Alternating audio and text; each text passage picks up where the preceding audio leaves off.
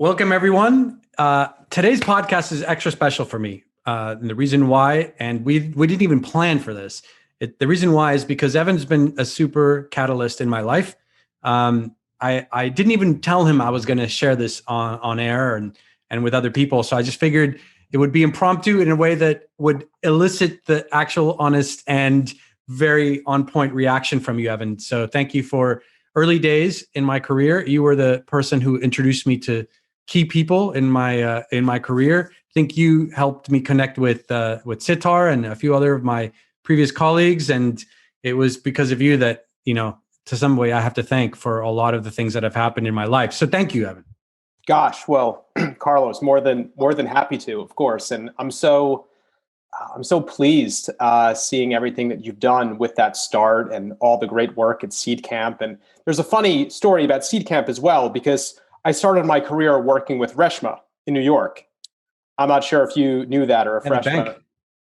So at a bank, exactly. So tell the story. So part of what we like to do in the podcast, and because I put you on the spot and I didn't tell you what we were going to do, now's the time I'm going to walk you through kind of what the plan is. So the plan is, I would love to hear your background story.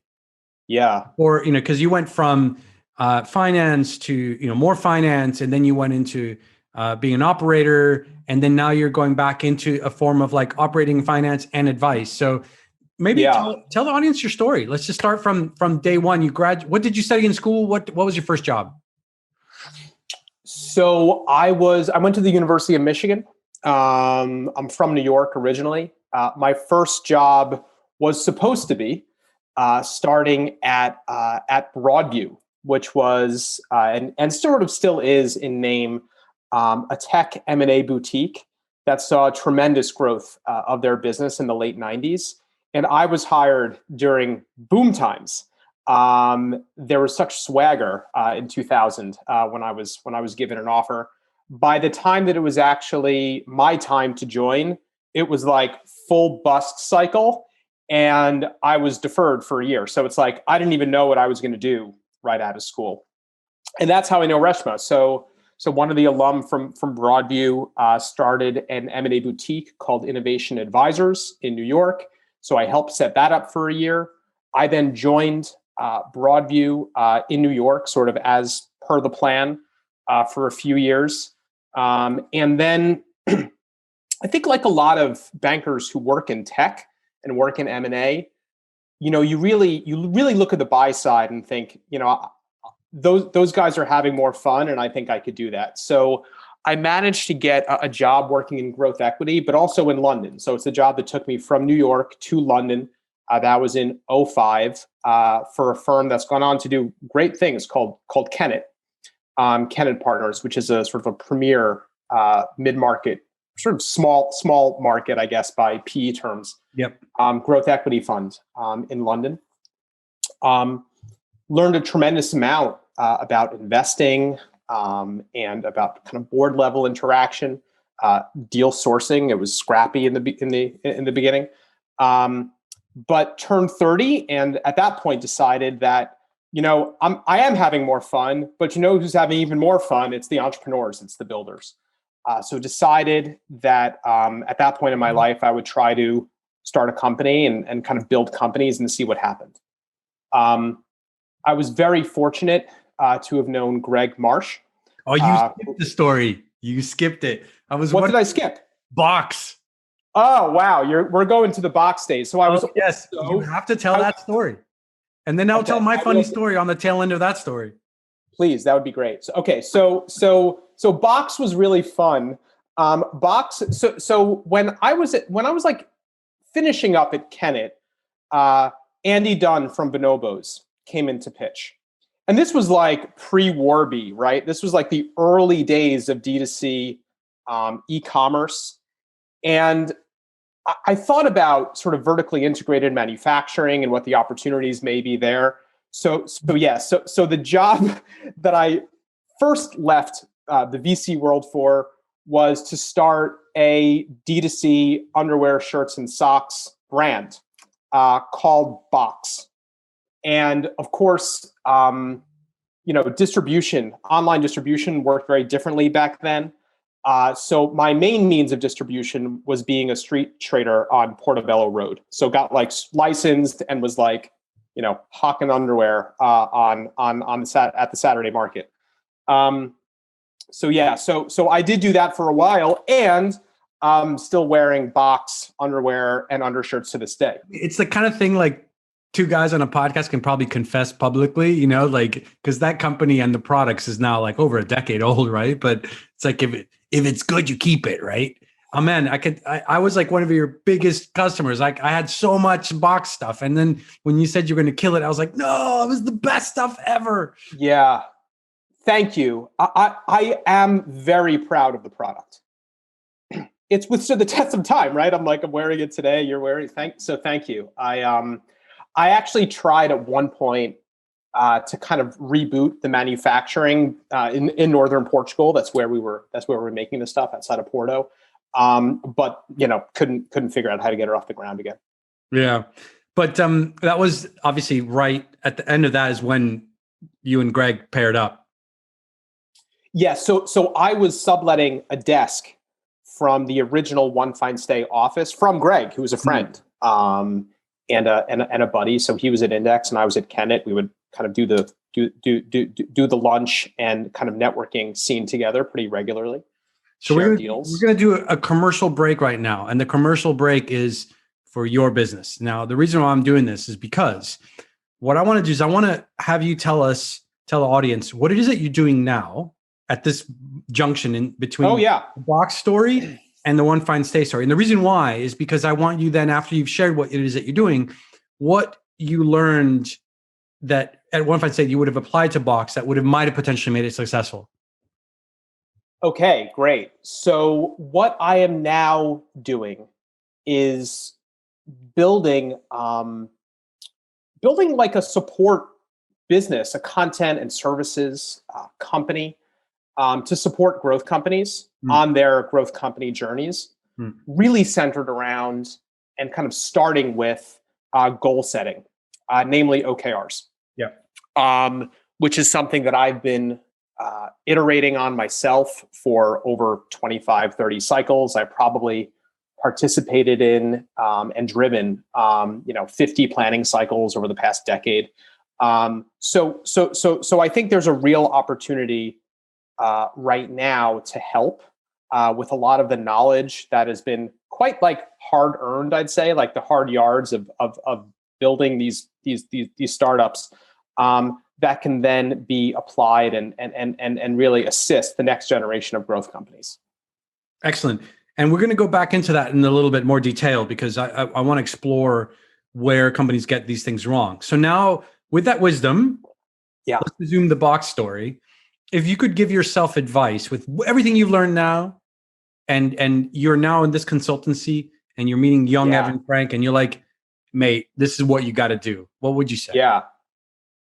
Well, the first thing is I wouldn't try to do it entirely alone. I think the growth company journey, the good growth company journeys are very emotional. They're very difficult and they're very long. So I think there's a different time horizon that I think is important to bear in mind, and realizing that you need support kind of throughout the whole thing. And I think one of the best forms of support, although not everybody chooses to do this, is having like full-time co-founders and others that you can kind of share that journey with and support each other when the times get tough, which is ultimately why I chose to sunset Box. I didn't have a full-time co-founder, and Greg invited me into a full-time co-founding team. So it's ultimately choosing partners and thinking about that at the foundational level. Yeah. And I think it is about, even at that level of maturity, it is about setting goals that are realistic goals and then putting action plans kind of behind those goals that really set clear expectations for yourself, for your company, on what can be achieved that's sufficiently stretchy, but ultimately would still be successful in a sort of a fixed time horizon. So I think if I had to think about the Box days, it would probably be that. I think if I had stuck with Box, and this was really why I joined One Fine Stay, I think I could have made Box successful.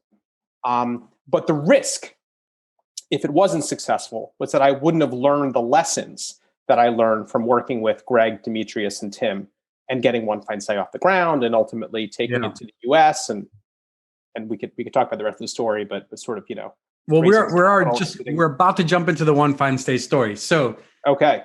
For the listeners, a little bit more background, sort of coincidental background. Greg Marsh was one of the early, also a friend, one of the early supporters of Seedcamp. He was, from what I understand, Reshma gives him credit for setting up Gmail for us or something.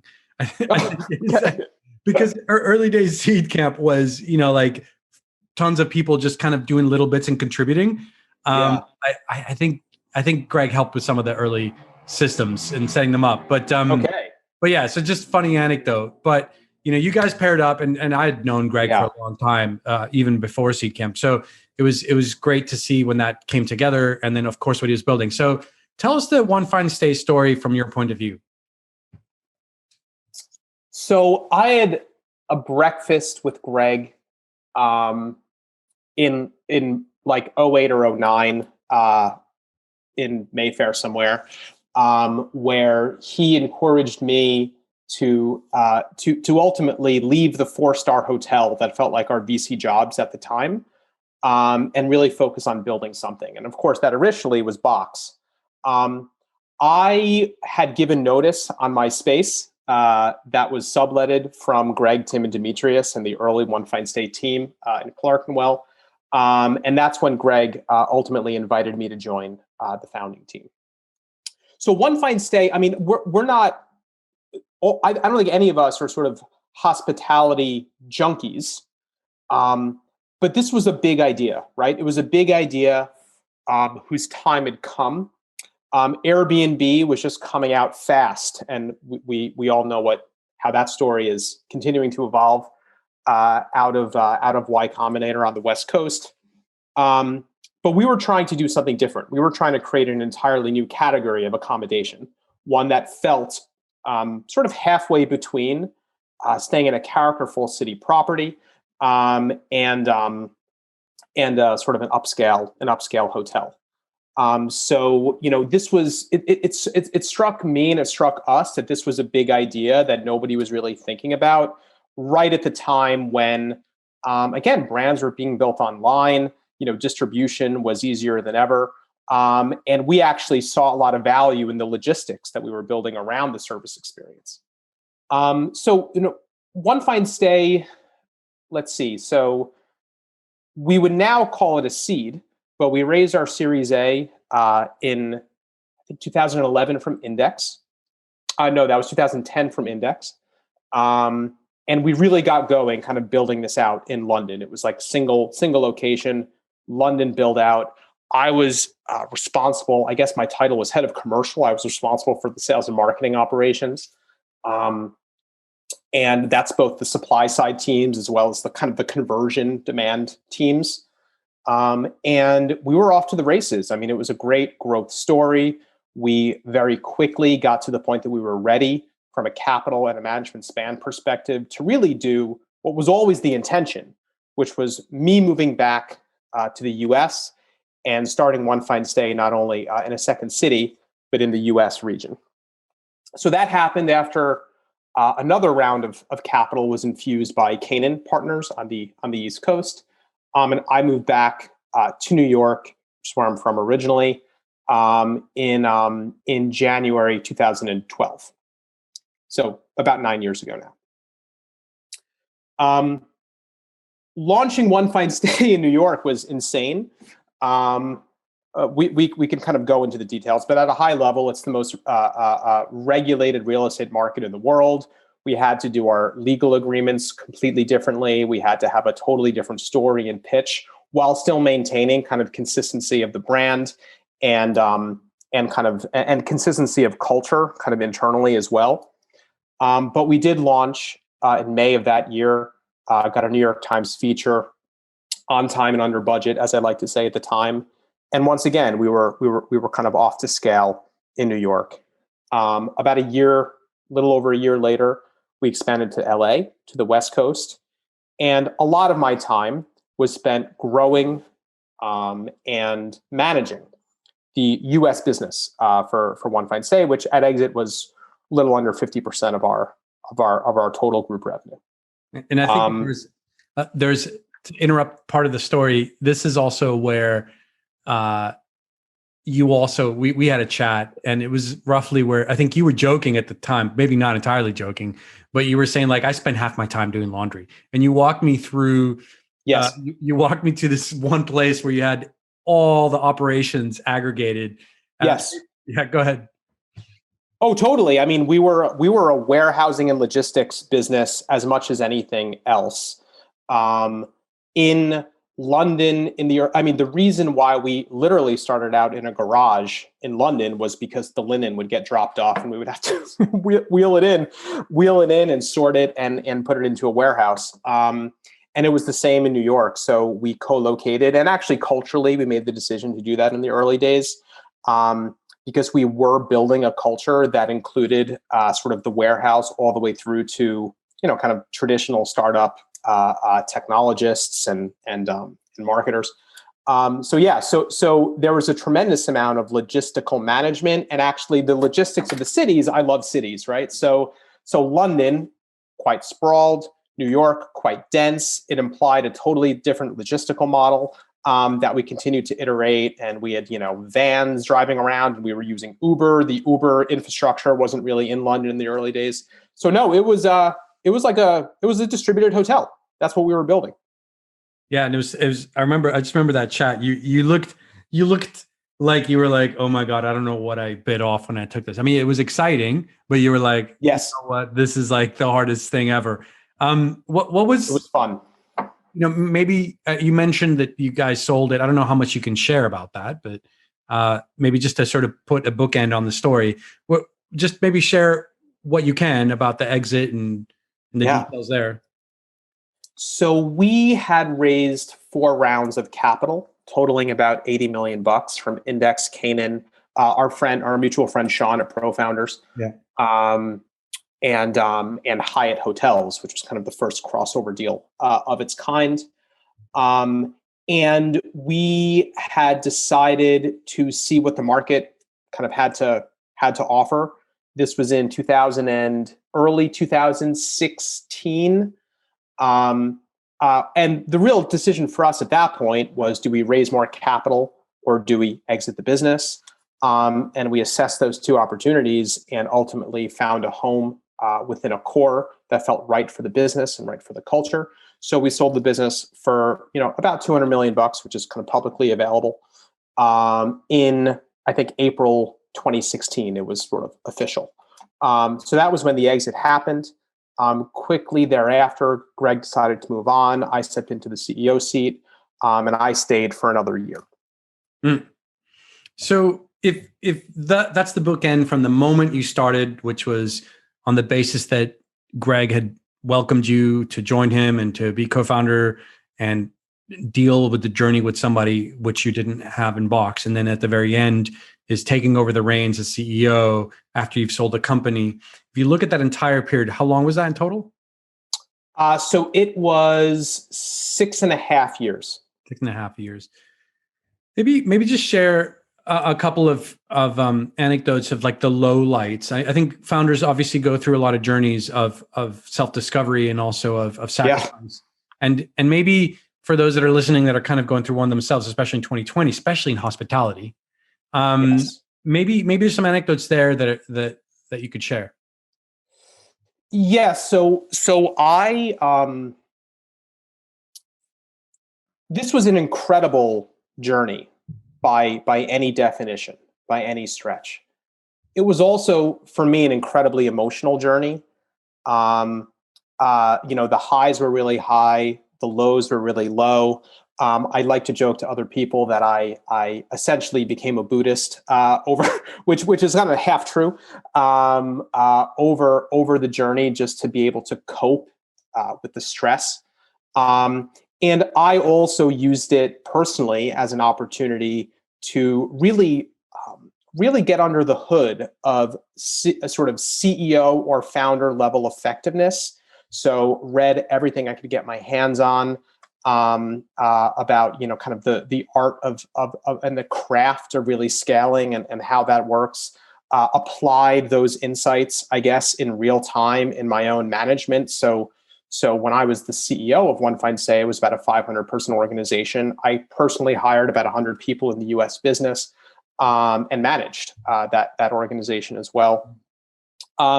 So it was a very exciting, but also very challenging time. I mean, I think like anecdote wise, I'm trying to think. I mean, it was very real, right? Like it didn't feel like other tech businesses where, everyone's got their headphones on, and they're building code. It really felt like we were out there every day.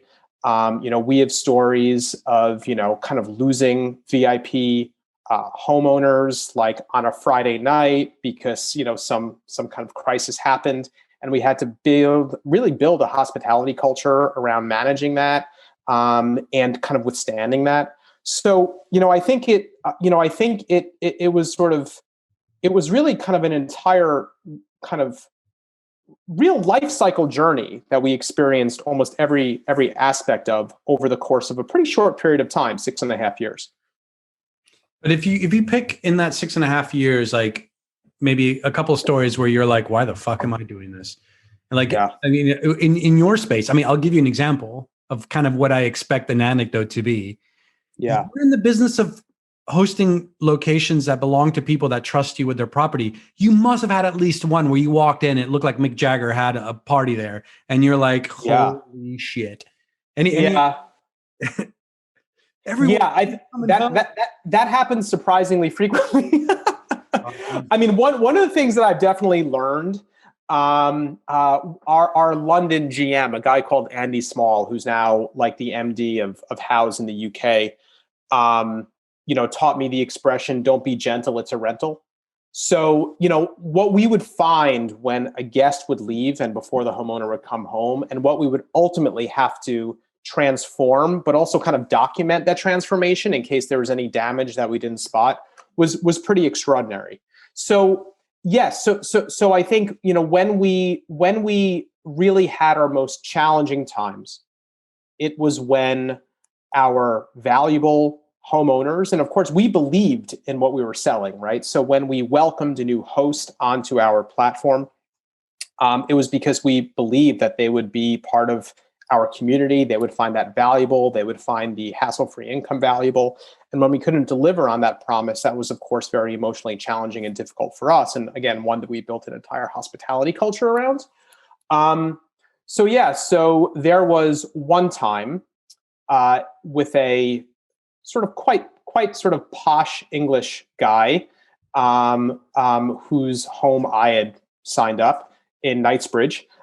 We didn't have a lot of homes in Knightsbridge, and there was a lot of consumer demand for Knightsbridge. So we were pretty psyched about that.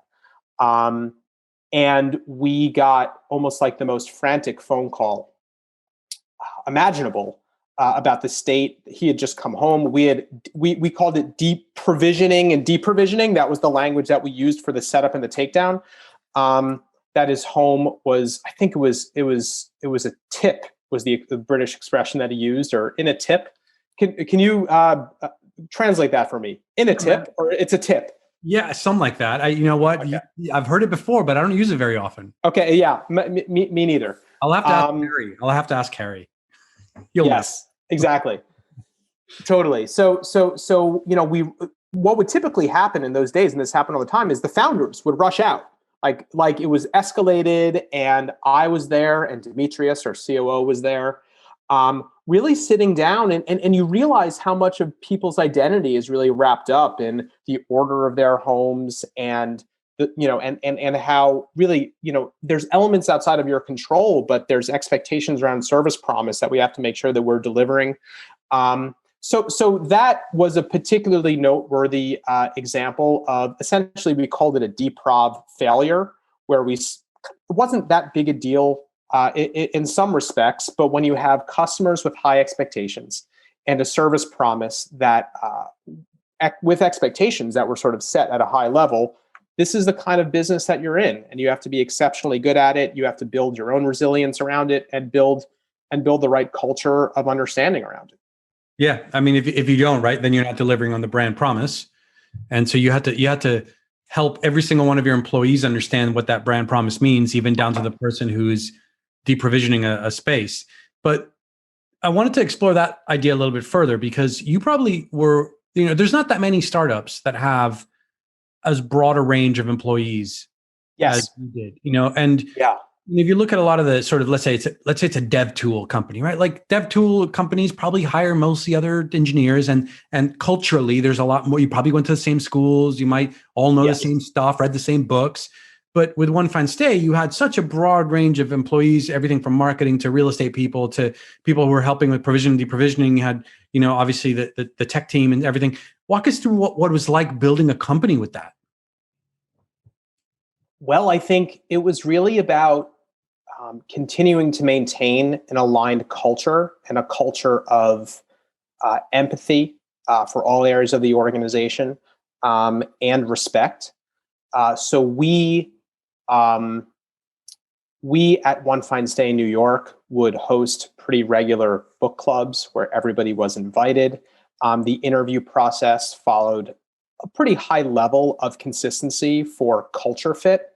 Ultimately, we were looking for people who were who were ambitious, but ultimately felt quite passionate about the mission. So they would typically have, regardless of whether it was warehouse or an engineer, some hospitality experience or hotel experience, working in a hotel or staying in a hotel, that they thought to themselves, I think there's a way to make this better. I think there's a way to make this feel more authentic. And that was really a common a common thread throughout our hiring practice. And of course, it's a startup, so we're looking for people who wanted to come in and work hard and align and fulfill a mission. So that mission orientation is often quite personal, and we never really turned a blind eye to it in our own recruiting process and our own management process. And this is really informing a lot of the work that I'm beginning to do now. We placed a lot of emphasis on organizational structure, on organizational communication. I learned a tremendous amount from Greg and Demetrius in this respect. It was about transparency. It was about ultimately communicating goals, and then coming back to the team and articulating whether we delivered those goals, whether we didn't. Everybody was invited to our all hands, right? Everybody was reading, hopefully, or they were allowed to read all of the organizational communication, which we really over-invested in. We really over-communicated as a company and over-invested our own time in figuring out the right organizational structures so that everybody felt included and part of a common culture, despite sort of a diversity of employee type and a real distributed environment that we were operating in. So I was in New York. We had an LA operation. We had a Paris operation. London was our HQ. Eventually, we had Miami and Rome as well. So keeping all of that stuff aligned was like the daily challenge of scaling that business. If you look back at the wisdom that you had, and I'm using the word wisdom in quotes, as an investor, and then if you revisited the advice or the thoughts that you had about being an entrepreneur after now having done two companies, Box and One Fine Stay, what are the things that you reckon investors get most wrong about the entrepreneurial journey?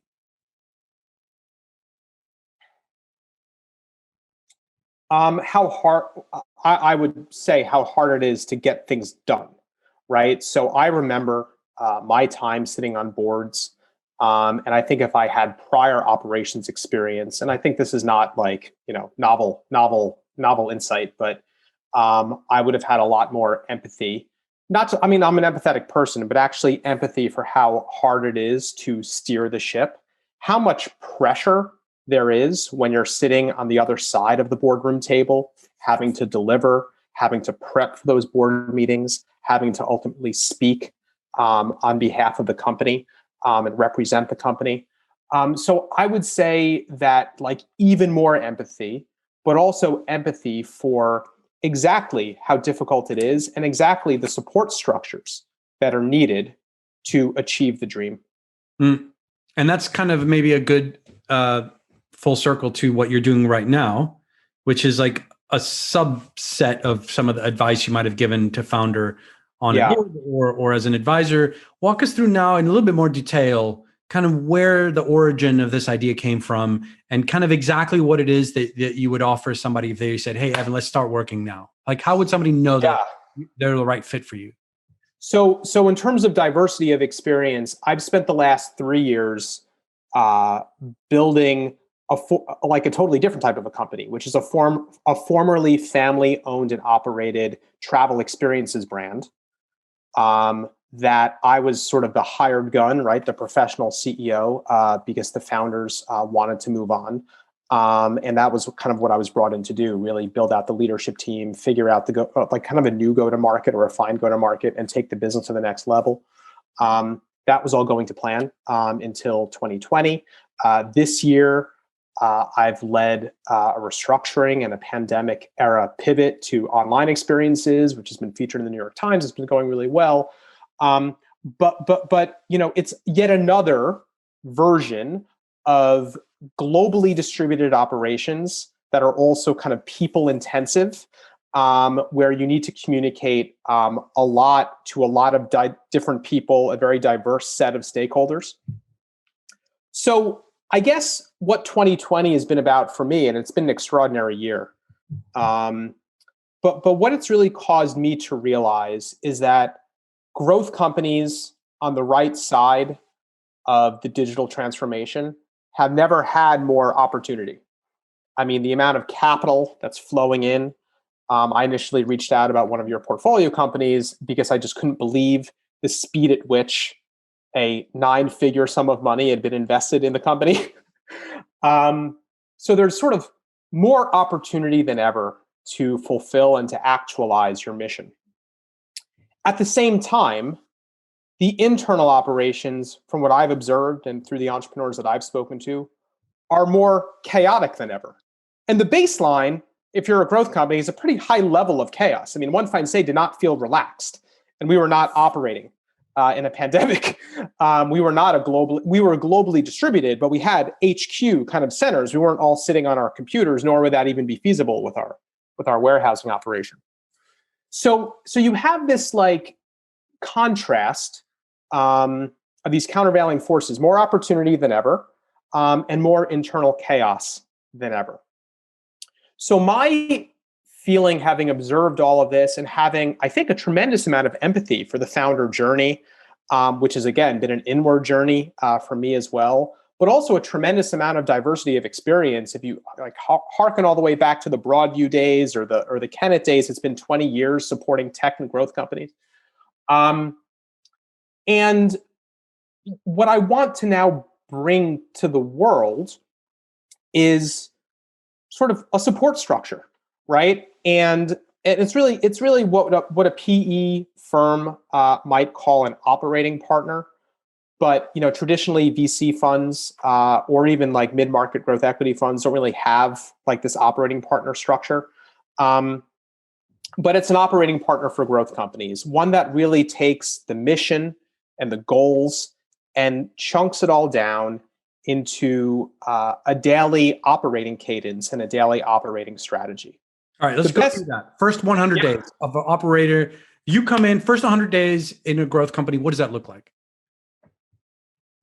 Well, I think it starts with speaking to the founders or the leadership team about goals, right? So we can talk about mission, which is a bit of a vaguer version of a goal. But actually, my belief about mission statements is they all sound really good, but I think they need to be qualified down, like really specifically, like what does it mean for these various stakeholders? Who is our target customer for this mission? Like a level of detail that mission statements often lack. And then you go from there to really understanding the business through the lens of, okay, what are the long range goals? Like now we start to get real. Okay, we're not talking about $100 million of revenue anymore because like that's kind of lame to put in a mission statement.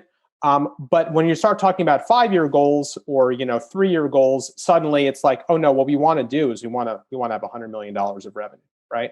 So it's chunking it down to things that feel more and more digestible. And then ultimately getting to the point that there's an understanding about how the economics of the business work, and an economics of what should be achieved over a cycle, over a 12-month cycle or over a 3-month cycle. And that is where OKRs or other goal frameworks, but I think OKRs is the best, and I've experienced with a lot of them, come into play. So it's like where strategy meets operations. So I think once you get down to the point of having clarity, which I'm assisting with that clarity of what we're hoping to achieve over the next 90 days or 360 days, you can then begin to bring the organization together and rally in kind of a new way around those goals with the strategic focus of the leadership team and the strategic focus of the company overall. And it's really OKR cycle implementation. But the challenge is, have you ever, like, do any of your portfolio companies run OKRs? Yep. There's mixed feelings on OKRs these days, though. Sometimes some people have a view that they can force people into operating within a slight remit that sometimes can end up working against being able to be more nimble. But maybe you can comment on that. I can. So I think OKRs are not actually rigid, but they're often interpreted rigidly. I think the challenge with OKRs, so it's it's like what they say about sort of capitalism. It's like the best system of government that we've come up with so far. Like, it definitely has drawbacks, but for me, it's the best goal setting and alignment system for growth companies, but by far. But the challenge is the available literature that's out there. The Google OKR playbook, Measure What Matters, John Doerr's book, are like quite actually like either rigid or a little too loose. So John Doerr in his book says, or maybe he says this on his blog, that of course you want to interpret this framework for yourself, right? And I think because everybody has a slightly different flavor of OKRs, it becomes almost like, their own kind of religion. And then everyone's so flat out running the day-to-day operations in a pandemic that it just sits on the sidelines collecting dust. So for me, what it's fundamentally about is, what do we want to achieve and how are we going to know if we achieved it? And it doesn't have to be this overstructured, super heavy, cascaded down to individual OKRs level. I like to focus on company level goals and then aligning the organizational resources behind those goals in a way that creates kind of dialogue and collaboration that wasn't there previously, and also really refines an understanding of what the KPIs are that we're really trying to drive. So I think it's deceptively simple, and I think tends to get overcomplicated. And I think one of the reasons is there's a real limitation of models to follow with the existing OKR sort of literature and kind of media. Yeah. So it sounds like your role is as a good arbiter of when it's gone too far and when it hasn't gone far enough, even if a lot of the frameworks are out there, open source, if you will.